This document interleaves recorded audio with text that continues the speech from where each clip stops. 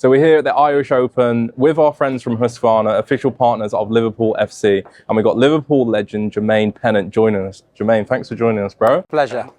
Appreciate you coming on. I've heard a lot about you. I know you two have got a little bit of history from back in the day. Just a little bit, innit? Just a little bit.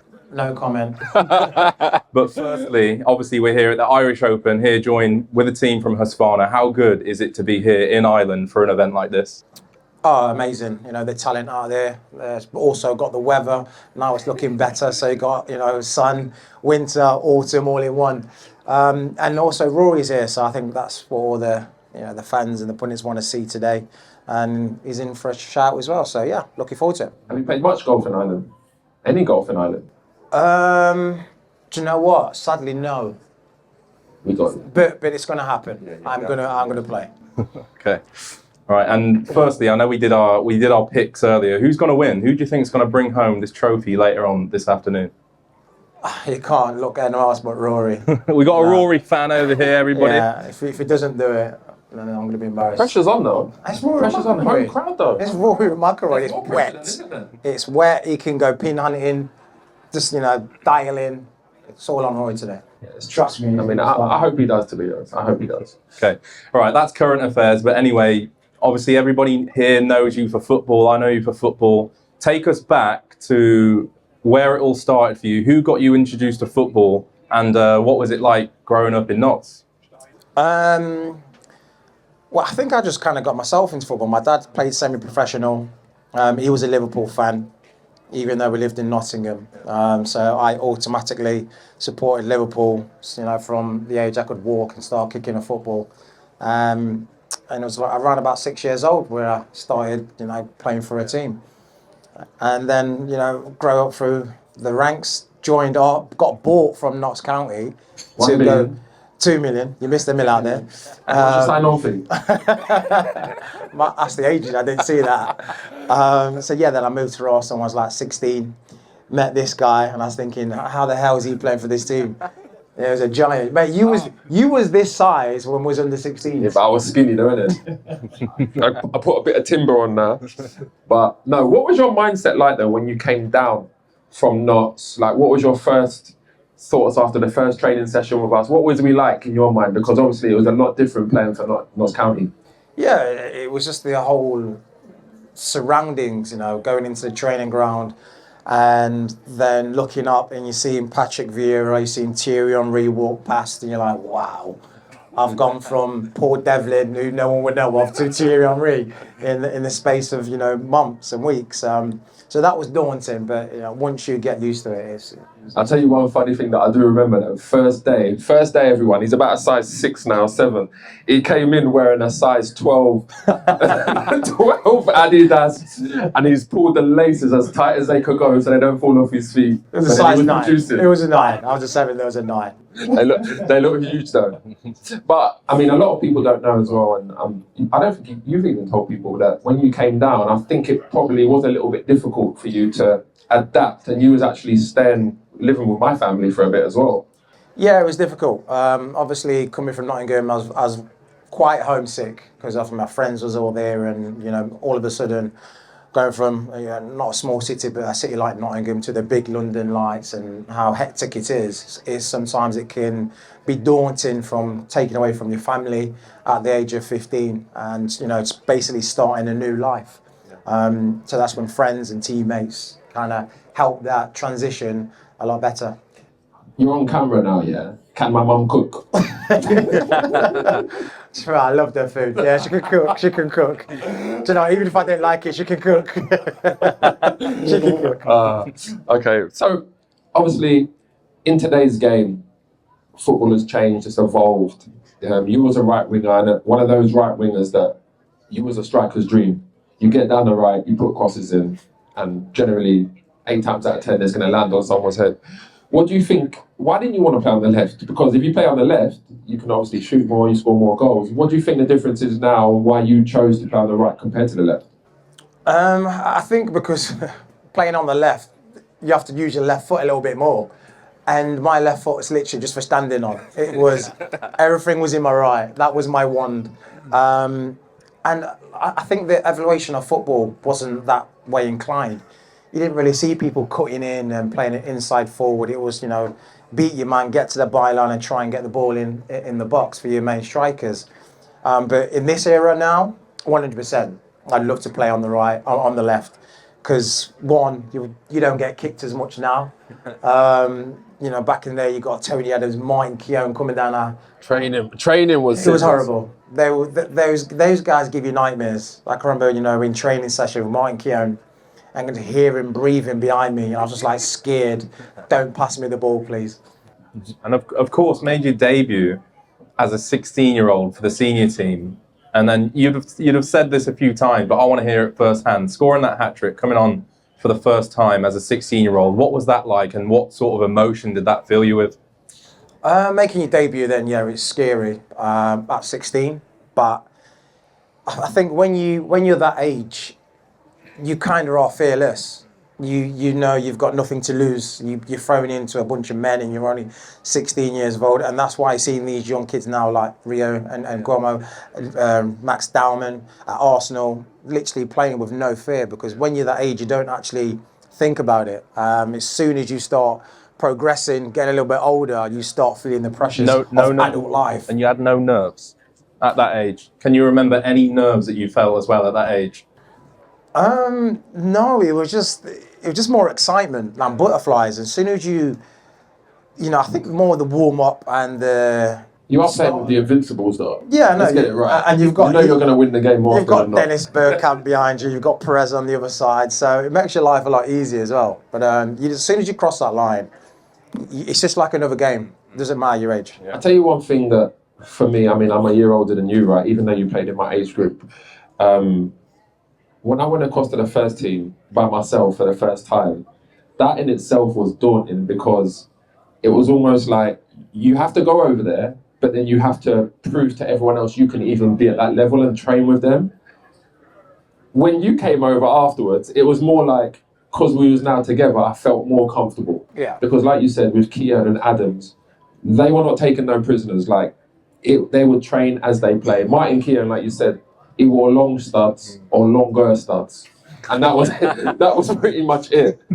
But seeing you evolve as a player, though, I was, I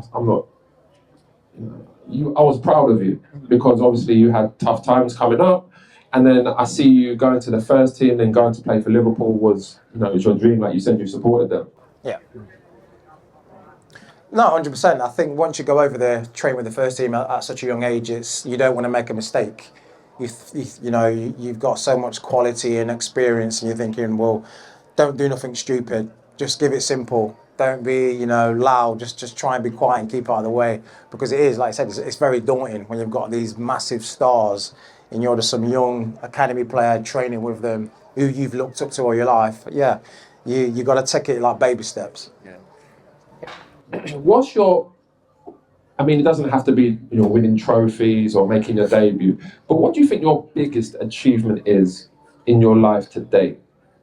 My biggest achievement, I think, for the hurdles that I had to get over to be a professional footballer, the struggles of my upbringing, I would say, the ups and downs just in general life. I say when I reached the Champions League final for Liverpool, to reach and play in the Champions League, there's so many amazing world-class players who still probably haven't played in the Champions League final yet. And I managed to get that. I managed to play in it. I started in it. I also got man of the match in it for Liverpool. I knew you'd have to say that. I've got to throw that in, of course. We didn't win it, so I have to throw something in. And we lost, unfortunately, to AC Milan, but we won the 2 years previous to that. But I think that moment, to play in Champions League final, to look back and go, wow, I've lived as a young kid when I was first kicking a ball. The dreams that I had was, 1, play for Liverpool, 2, play in the Champions League final, and 3, play for my country at the senior level, and I managed to live 2 of them. And Champions League was one of them. And speaking of your time at Liverpool, what happened before that? Because there's a story I know you can speak on when you was at Birmingham and you spoke with Gerrard at some point. Tell us a little bit about that story and what Gerrard said to you. Yeah, I was at Birmingham at the time and was playing Liverpool. And Steven Gerrard came running over to me and he says, who's your agent? This is why the game's playing. I think the ball went out for a throw-in. He went, who's your agent? And I went, Sky Andrew. He went, okay. And I thought, what, is that it? And but then the balls came back into play and I've just totally forgot about all football. I'm chasing him, saying, do you want his number? This is why the game's going on. He's gone running over to the left-hand side of the field, I suppose on the right. Steve Bruce is going, Jermaine, what are you doing over there? And I've just said, when I said, do you want his number? And I said, do you know him? Do you know him? He's gone, no. And then I continued, followed him. And then the game finished. And I said, Steve, why did you ask that? And he goes, you'll find out soon. And then I think end of that season, the deal from Birmingham to Liverpool happened. So that was it. I mean, I had a great experience with Stevie G. I mean, away from him being probably the best English player, I mean, in my lifetime, definitely. He was a great person as well, right? He was a great person as well. And like when I met on the England team, he looked after me and he was really nice like that. That Liverpool team that you played in, though, it's not like the Liverpool team of today, of course. I think when I watched that Liverpool team, you had a really good team spirit. Yes, you did have some quality players, but I think the team spirit is what got you the guys to the Champions League final. And obviously, like you said, winning it 2 years later. What do you think about that? No, I think you're right. I think you look at the team now, you look at the team then, you had just Steven Gerrard on his own can drag any team and elevate any team and make it a lot better. We had some outstanding players, Xabi Alonso, we had Torres, Dirk Kuyt, and then Crouchy came in as well. Dirk Kuyt was an unsung hero, man. He was just a workhorse. He was a workhorse. Then you had the little dog in there, Javier Mascherano, Pepe, left goalkeeper, Daniel Legger. We obviously scored the famous goal at Anfield to knock Chelsea out. Then we win on penalties, the Champions League final. So yeah, we had a team, maybe not of massive flair like we see now with Isak and Salah and Wirtz, but they had a team of heart and spirit. Did you feel pressure though in that Champions League final? Because obviously it was a dream of yours. You know it's going to come true. You're going to go out there. You're walking out and you're seeing the likes of Shevchenko's, Seydorf's, Pirlo's, these kind of people. What was you thinking standing in that tunnel? Because it happened to me before when I was playing in Italy, and I was like, you look round and take a double take at these people. What was you like? Oh, listen, every time you put on a Liverpool jersey and you're playing in the same team as Steven Gerrard, it's pressure. Yeah. Trust me. If you're not pulling your weight, you're on the pitch, you're scared of him. I don't care what the manager says. He can say what he wants. I ignore him. But as soon as Steven Gerrard says something, you listen. Half time, he will rally you up and you'll go out there thinking you're going to war. And he's just an unbelievable captain, unbelievable person. But to answer your question, yeah, when we came out of the tunnel, you see in Seedorf, you see in Kaka, you see in Pirlo, Inzaghi, Maldini. I know what that's like. You're thinking, yeah, these are absolute giants. But as soon as you cross that line, as soon as that whistle goes, it's just another game. It's just another game. And why do you think Liverpool specifically as a club, I've seen firsthand through speaking to players and yourself and Jay, just how closely knit that club is, just from players to staff and everybody behind the scenes that you don't see on cameras and TV. Why do you think the club is the way it is? It's not just the club, it's the city. It's Liverpool as a whole. It's more than football, it's tight-knit. It's like a one huge family, and you see that on and off the pitch, whether it's through pure happiness or through sorrow, everybody pulls everyone through, and that's why they do so well. What was it like then to leave Liverpool? Because obviously you got some, huge highs, like you said, success, going to your dream club. What was it like then to leave Liverpool? Yeah, it was hard. Well, I think it was devastated, really. But at the same time, I don't think many players want to leave Liverpool. If you look at Harvey Elliott, he's stuck it out as long as possible. But as an athlete and as a professional footballer, you have to sometimes put your love or take your heart out of it, of how much you may love a club, and put your career first to think, well, yes, I love Liverpool, I'd love to stay here all my life, but I also got to look after my career and I want to play on a regular basis. And I kind of fell out with Rafa Benitez. So Why? that's for another podcast. So yeah, I fell out of it. So I had to, sadly look elsewhere, and I went to Spain and played in Spain for the year. Obviously, with all the mental health issues going on now in sport, how did you recover from that culture shock of leaving your boyhood club, going to Spain again? You're getting put out your comfort zone to go and live abroad, learn a new language, be in new surroundings. What was that like? Yeah, it's difficult, but you come to a point. Pro footballers now, we're used to journeymen. We're used to, not many of us stay at one team for our full career. So we're used to going, this team to that team. So moving to Spain was nothing kind of out of the ordinary. Something, the only thing I struggled with was the language. Yeah, dos cervezas por favor. That's as far as I got. But no, yeah, like I said, it was sad leaving, but it was a language barrier. The football was great. It's a lot easier than the Premier League. A lot more time. We're not getting kicked in rows left, right, and centre. But yeah, so I enjoyed it though. And you just mentioned there Rafa Benitez. Of course, we all know how successful he is, but also another manager, Arsene Wenger, who you played under. How do their styles differ when you was playing in their teams, and how important is it to have people like that supporting you and playing football underneath such big managers like that? Arsene was more of a technical kind of manager. He read the game amazing. He changed the Premier League, with that Invincible era team and the style of play they played. Pushed Alex Ferguson to the limits. Yeah, absolutely. Rafa Benitez, I think he got lucky. He got lucky they had Steven Gerrard on his team. I think with him, he made sometimes the right substitutions at times. I wouldn't say he's a fantastic manager. He's definitely not a man manager, a guy you could knock on his door, ask questions, why am I not playing? You didn't really get an answer out of him. He's tactical. I mean, again, looking from afar, to me, he looks more like a tactical manager, like X's and O's and setting up teams not to lose rather than to go and win. Yeah, and he takes out the sometimes the love of it. So people who are expressive players, he tries to manage them too much rather than, how good you are, you do what you got to do, I'll sit back and I'll tweak here and there. He tries to give you too much instructions and control you and play you how he wants to play. Where Arsene, he just, is a tactician, as in how to get the best out of the players they had. But then obviously Arsene as well, because I came up in the youth team with you, so I know, he was one of those managers that was very much like, go and express yourself.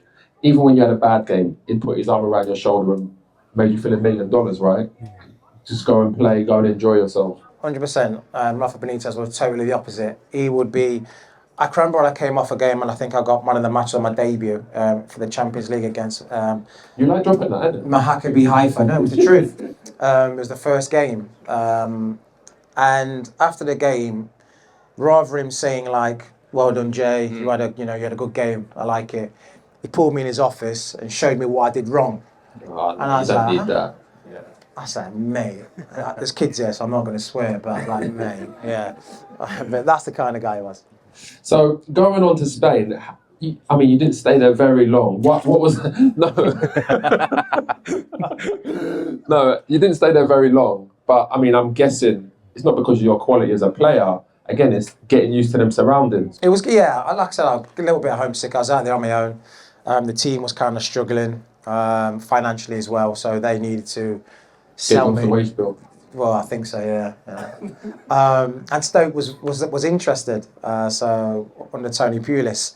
So they did a deal for me to go on loan. I went on loan. That went well, and then they made in the summer they bought me on permanent basis. By the way, for anyone that hasn't been to Stoke's ground, it's the windiest ground in the world. And having you on the right where you could just throw balls in the box was a dream for you Pulis, right? didn't want to come to the Britannia on a Tuesday night in January. Yeah, it's your worst nightmare. Okay, we've had a lot of football chat. We're going to move this to golf now because you are a keen golfer, ain't you, Jermaine? Yes, I am. I would say I'm good, but I don't think I am. You are good. You are. Well, my handicap's eight handicap. That. You say you're not very good. 8 is way below. Sometimes above good, sometimes. He's a bandit, though. He's a bandit. Tell the truth. Obviously, you play a lot of golf with JJ as well. When I spoke to him, he said that you're definitely not an 8 handicap player. Listen, right, I've got my EG, I put my cards in, But you only put your bad cards in? No, I put all my cards in. Okay. If you're going to put my good ones in, you got to put your bad ones in too. So my handicap fluctuates like this, but it stays around 8. So what would you say your favourite golf course is that you've played to date? I want to say one in Ireland, but I haven't, so I can't really lie. I'm trying to think of one, but... Where? What's it called? Yeah, that's the one. That's the one. I was looking for it. Great course. Fantastic course. Facilities, if not been there, go there. Beautiful. Beautiful. Guinness is top notch.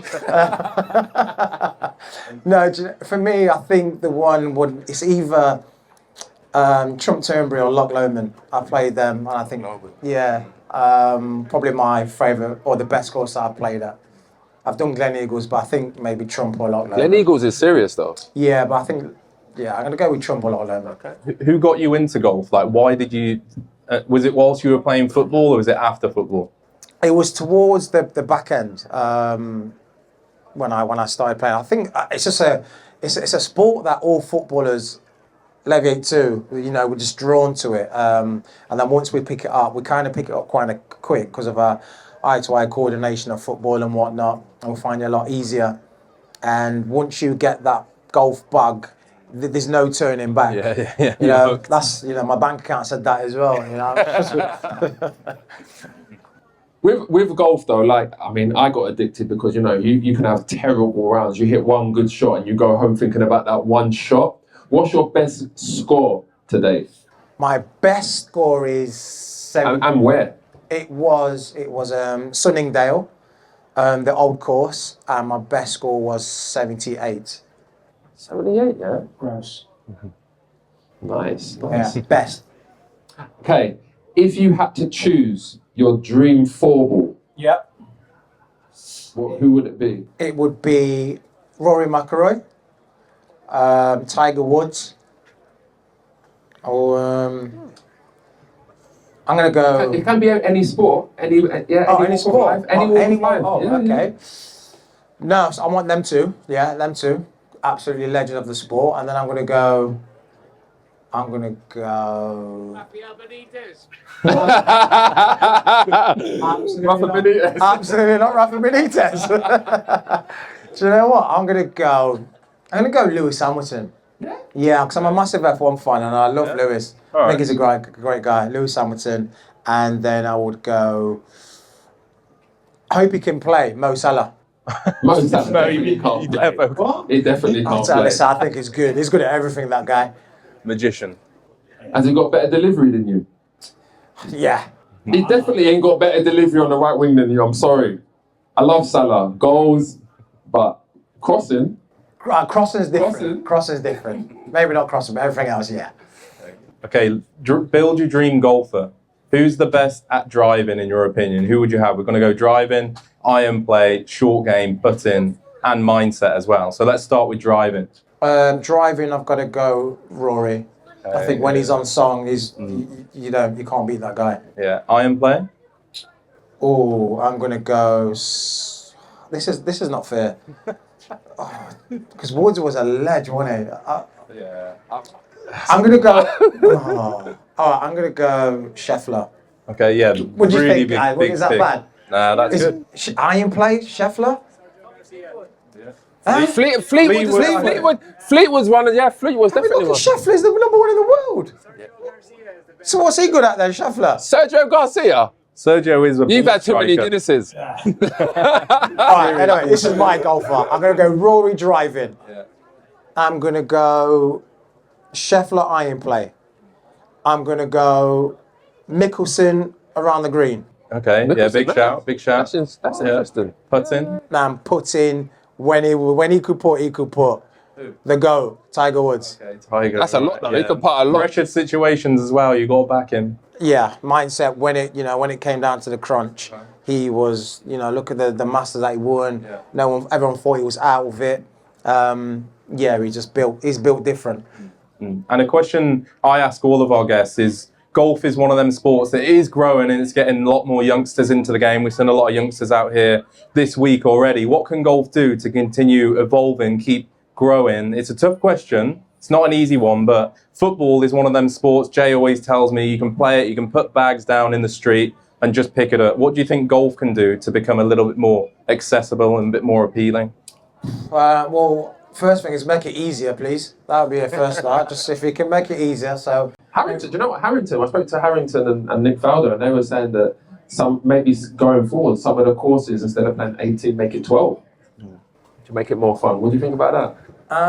No, I think 18 is better. The longer you're out, the longer you're away from the house, the longer you're away from the missus.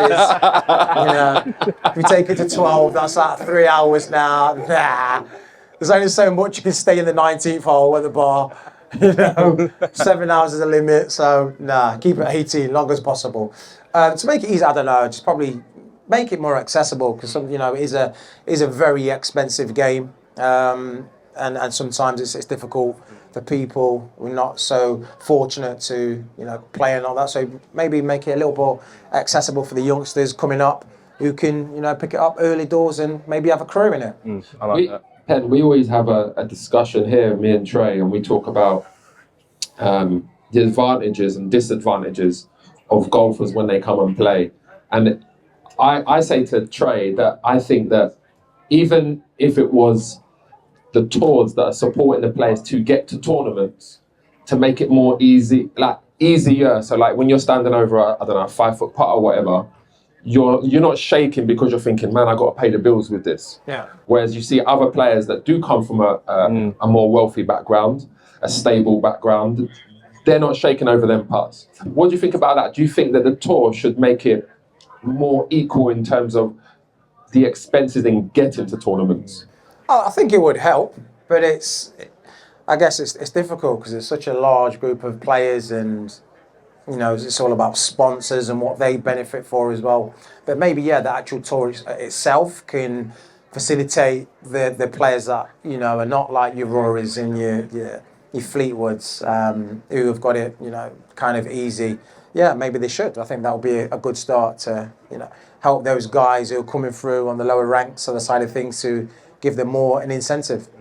And speaking of people coming through and kids and helping everyone out, we of course here with Husqvarna, who are doing so much at the minute in golf, and not just golf but football as well. The robotics are actually on the AXA training ground at Liverpool, and they're really doing an amazing job there on the turf care and the control of everything going on, helping out green staff and the people that we don't see that make these pitches and golf courses look so good. How important is it to have people like that helping us with golf, but not also golf, but football and grassroots, and getting people in like groundsmen and the good stuff that the unsung heroes almost of the sports?